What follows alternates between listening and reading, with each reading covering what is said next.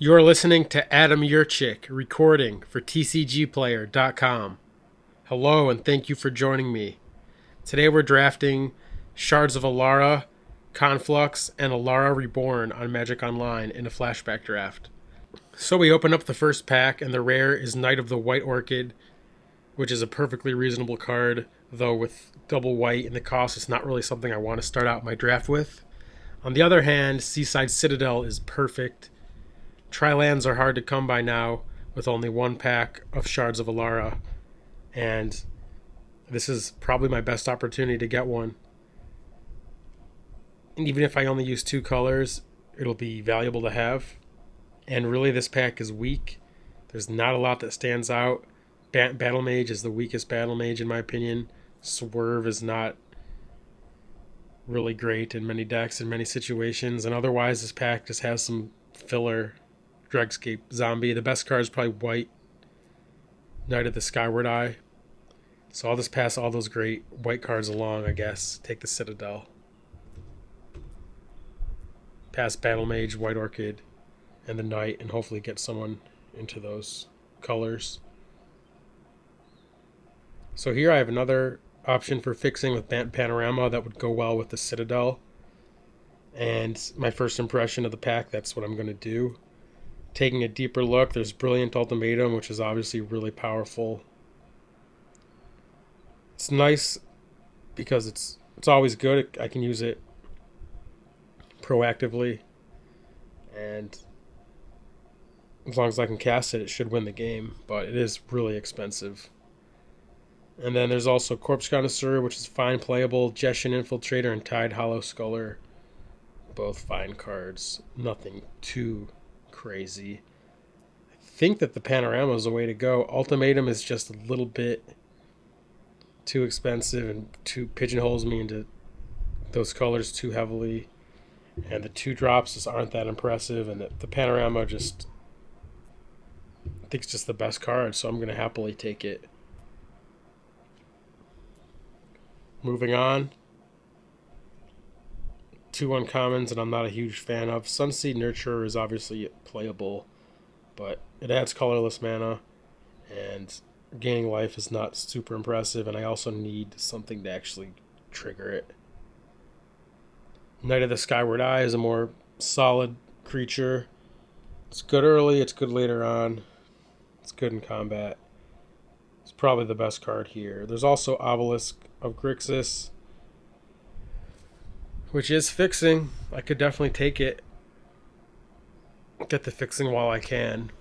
That said, I do have 2 pieces of white fixing. Knight's a great card, and the Obelisk is not impressive, of course. And it's early on, so I can probably get some Obelisks. I think I just have to take the Knight here. Well, I'd like to be a 5-color deck if it comes together. Possibly I want to be something a little bit more streamlined and aggressive. So there's options here. There's Angelic Benediction, which is definitely aggressive. I think that that's probably not what I want here, because I want to keep my options open. I don't want to pigeonhole into an aggressive deck. There's Excommunicate, which is a nice removal spell. It's best in an aggressive deck. I could take advantage of it to get rid of a blocker. There's an Obelisk. There's also a Panorama. There's also Druid of the Anima, which is fantastic. Mana fixing and acceleration, something I definitely would like to pick up.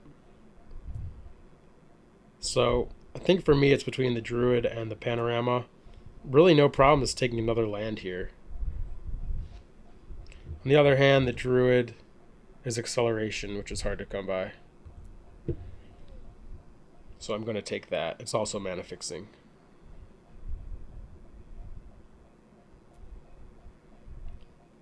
So now I come to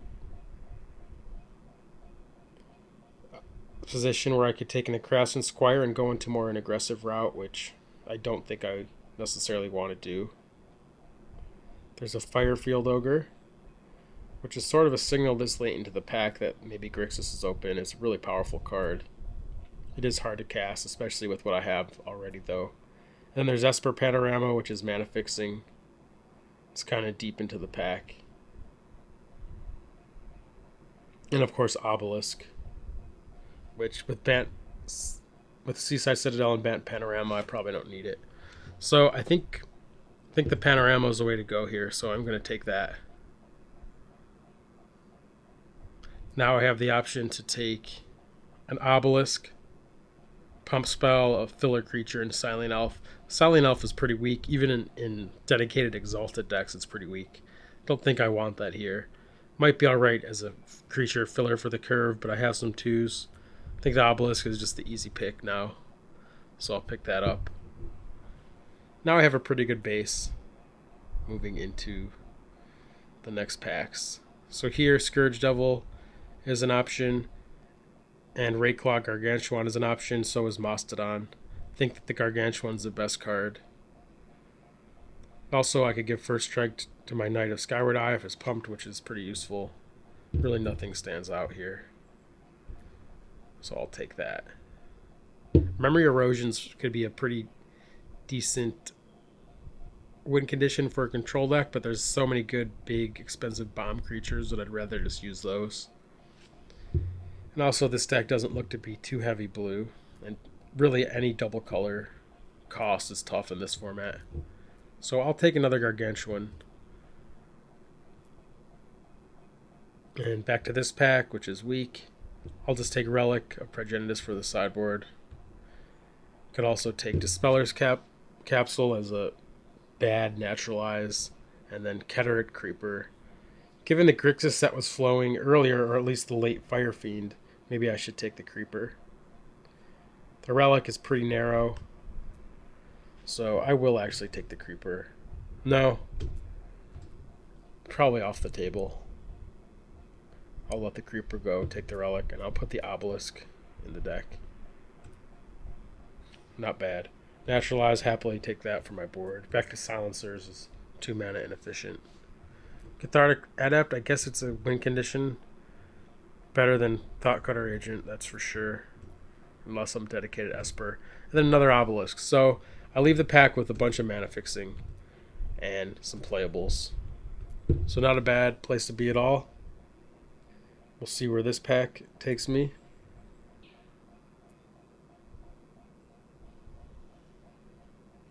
So I opened Channel Horde Worm, which I could maneuver to cast.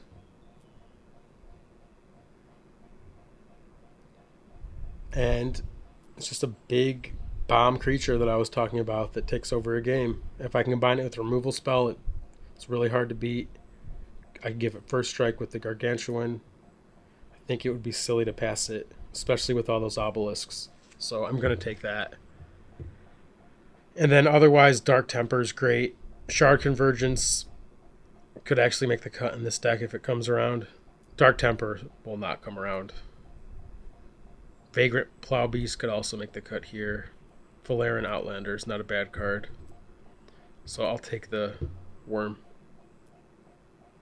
So I should seriously consider taking Rupture Spire here. It's just premier fixing. Otherwise, there's Cumberstone, which is really nice, Ember Weaver, and Rox Meditant. Rox Meditant is probably the card I like the most. More likely to have a green permanent than a red permanent. And Cumberstone is nice, but I think the Spire is just too important.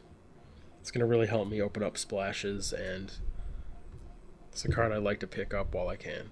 So Exotic Orchard is also, in theory, 5 color mana fixing, but it really only adds mana that my other lands can add, so it doesn't really get me new colors. It is great with Rupture Spire. It would make all 5 colors, but I don't think it makes sense for me to take. On the other hand, Skyward Eye Prophets, I can cast with my mana. It generates card advantage.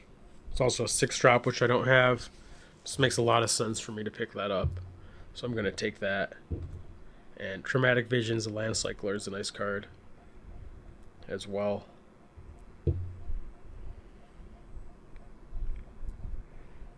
So here's a Land Cycler, Gleam of Resistance, but there's a Dark Temper as well.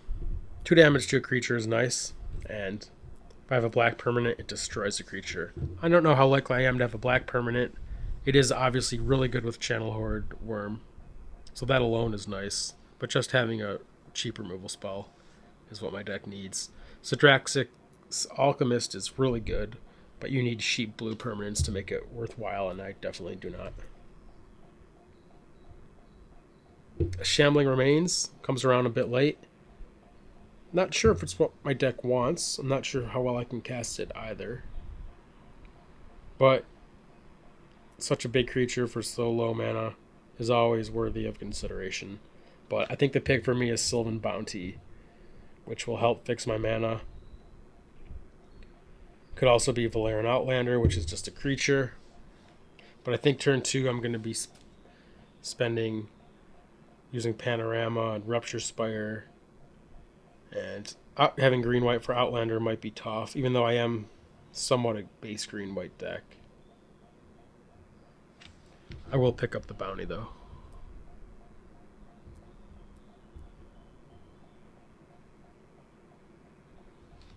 Here, Flesh Former just makes sense. For all 5 colors of mana, I can give another creature -2/-2, and then Flesh Former becomes a 4/4 fear. So it wins a race. It's a nice engine. I can cast it off of a black splash, and I think it's better than Spore Burst, which just makes 1/1 tokens. Can be pretty useful, but ultimately they're just 1/1 tokens, and if I can't take advantage of them, it doesn't do a lot for me, other than providing some chump blockers. So I'll take the Flesh Former.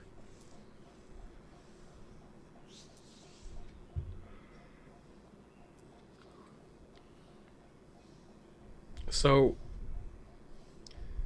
might not look like a lot, but this Sacellum Archers is really a gift so late. I can make red and white mana, and this makes combat a nightmare for my opponent. I'm actually really happy to pick that up. Elder Mastery, one of my favorites. You slap that on a creature, and then it becomes a game-ending threat. Don't have a lot of creatures to hit with it, but I will fill up my curve with some. And Elder Mastery is not super easy to cast, but it will be possible. Worldly Council, I don't think is the way to go here, and Controlled Instincts is a good sideboard card. I'm going to take the Mastery. It's because of good memories with it, and it's the sort of card that could break a game, so maybe I could put it to work. Valerian Outlander, I'm just going to happily pick that up. And Rock's Meditant is a slam dunk. Cannot believe that came around. Lapse of Certainty I'll put on the board.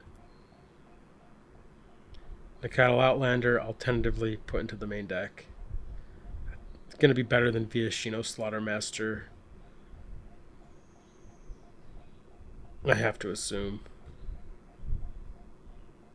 Though the Slaughtermaster is a bit easier to cast.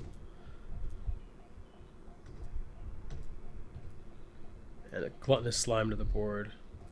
Bone Saw to the board.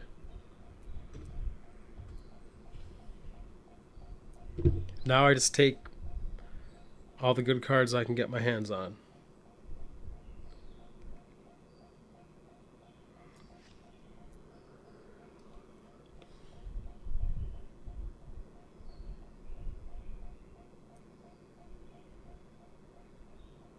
So, Mad Rush Cyclops.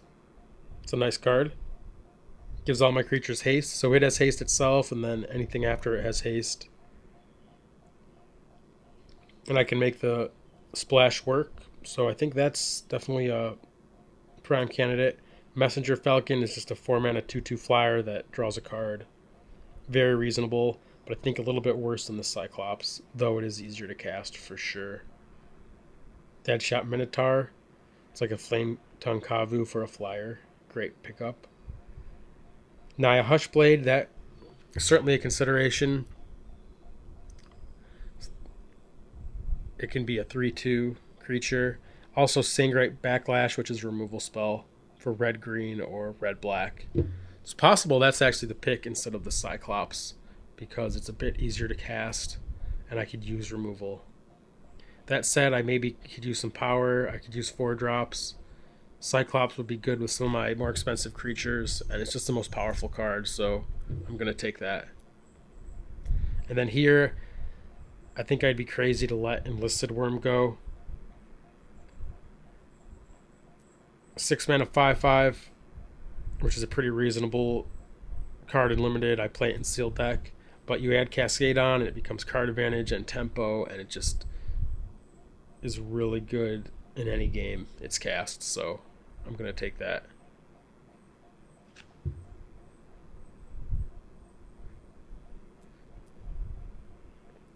Sages of the Anima is obviously a nice way to generate advantage too, and it's a fine card, but I think the worm is just a step above. Giant Ambush Beetle. Enters the battlefield that can make a creature block, so it can almost act like a removal spell, and then especially it's really good against small creatures. Might want to consider that.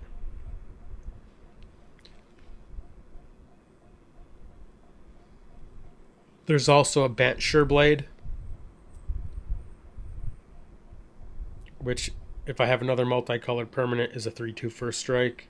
Certainly there's a lot of value in that, and it's pretty reasonable for me to cast it. There's also Pale Recluse, which fixes mana. I think my deck's mana is fine, so it's really between the Beetle and the Sureblade. And the Beetle's really nice with the obelisks. I think that it's just higher power, so I'm going to go with that. I also don't have a ton of multicolor early in the game for the Sureblade.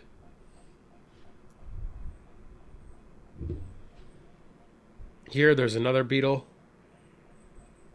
or a Putrid Leech.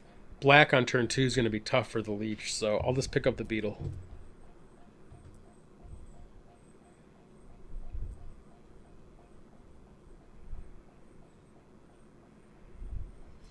So now I get access to one of my favorite cards in a deck like this, Trace of Abundance.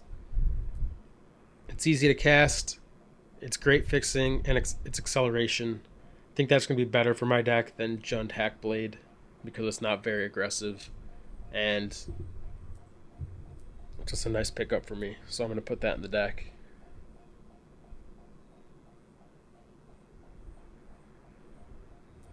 There's some options here. Lore Scale Coatl is the card I've had the most success with of all these, and it's pretty easy to cast, and I think it's just the pick, so I'm going to put it in the stack.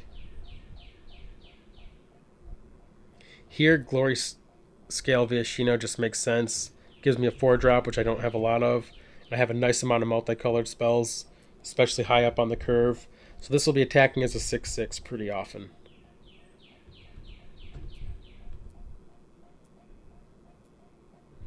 And then Roxbrute is a gift this late. It's just a 4-mana 4/4. Turns out that that's really, really good.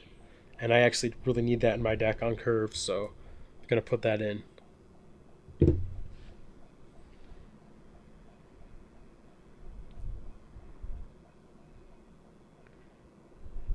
And Naya Hushblade's not super impressive, but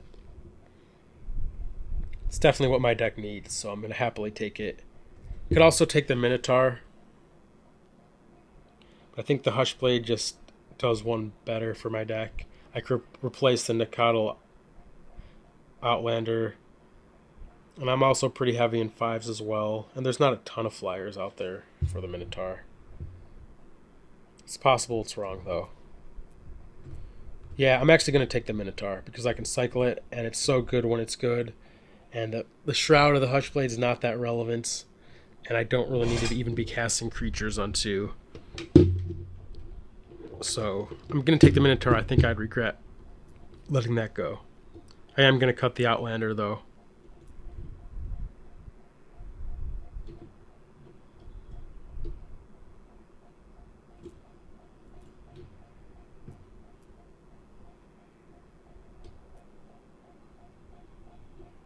Wow, Sages of the Anima came around.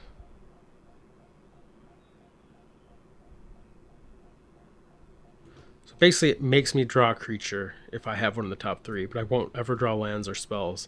I have a ton of creatures, that's probably alright.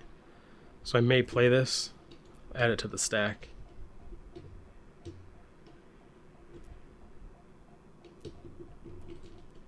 So nothing impressive here for me. God Tracker of Jund is almost playable in my deck. So I'll actually take that for the board, just in case.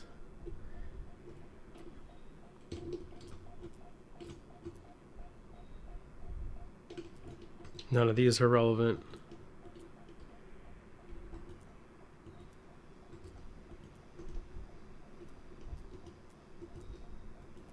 Alright, so need to make some cuts here. I'm not a huge fan of the Ray Claw Gargantuan, so I'm going to cut one. Keep one to go with the Channel Horde and the Enlisted Worm.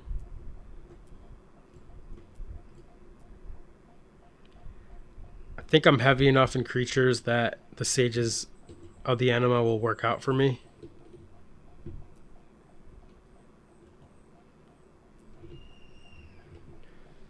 But it's possibly the worst card at the moment. I like the Outlander.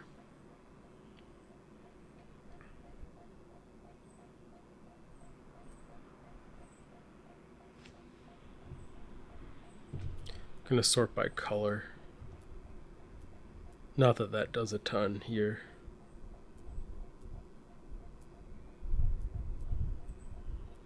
So if I look at the Beetles as red-green, so I have a couple of blue, a few blue cards, few blue mana. That comes pretty free. The black comes pretty easily as well later in the game.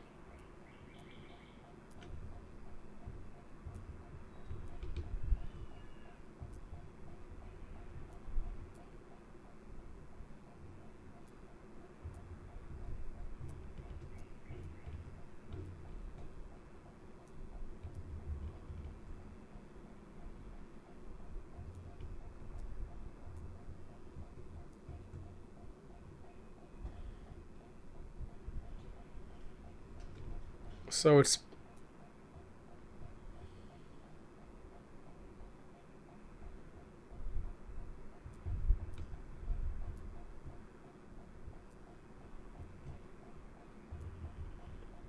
a pretty balanced Naya deck.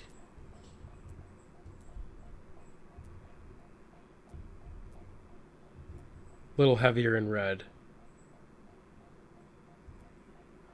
So in fact, I should probably play the Nacatl Outlander instead of the Valerian Outlander. Treat Trace of Abundance as a red-green card. So really just play a lot of mountains here.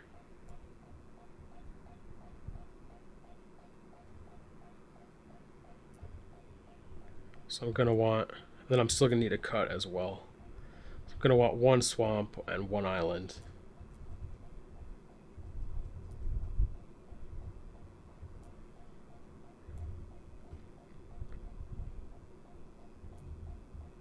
Esper Panorama is basically a plains. Panorama is like green-white, and Seaside Citadel is like green-white. So really a lot of mountains.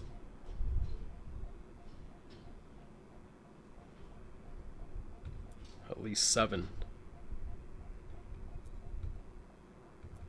At the least.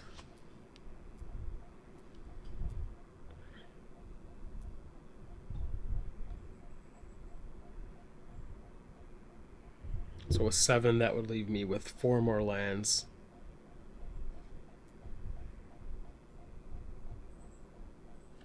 So I definitely want these 2 plains and 2 forests, I would imagine. 2 plains would put me at 1, 2, 3, 4, 5, not counting the obelisks. Though all my obelisks are white, I should keep in mind. Though at 8 white, so that's probably a bit too much white. Maybe I can get away with 1 plains, hard as that is to believe. And then do 3 forest.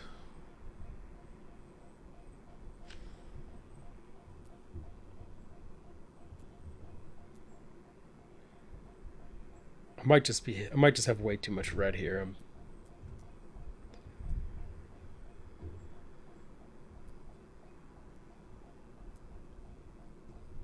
Yeah, certainly. Certainly add another forest for a red.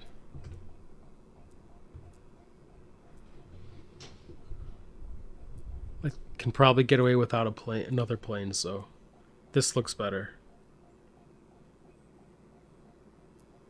6 green sources and the Spire. 2 obelisks. And then 6 red sources and the Spire. And an obelisk.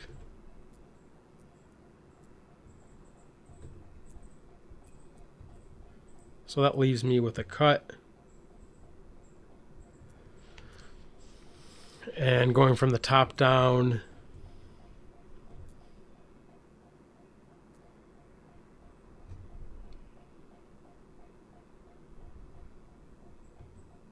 Sages of the Anima might be unnecessary.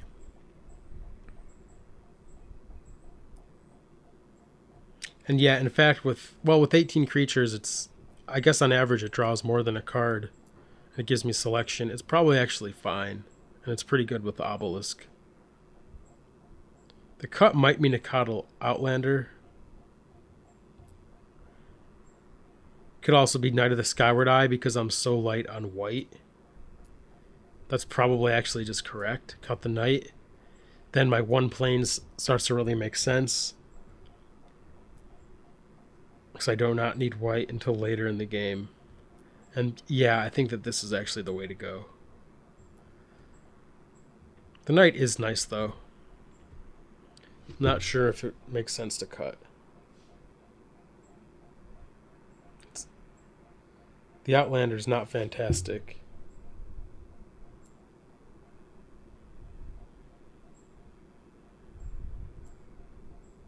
I could also cut the Outlander. I could play another land as well. It's possible this deck actually wants 18.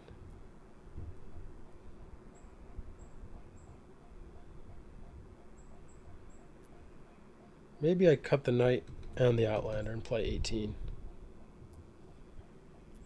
I could play another forest, makes the most sense to me. So I'll do that.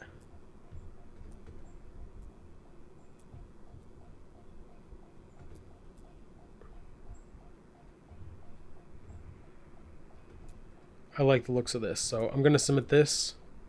So thank you for watching, and please join me for round 1.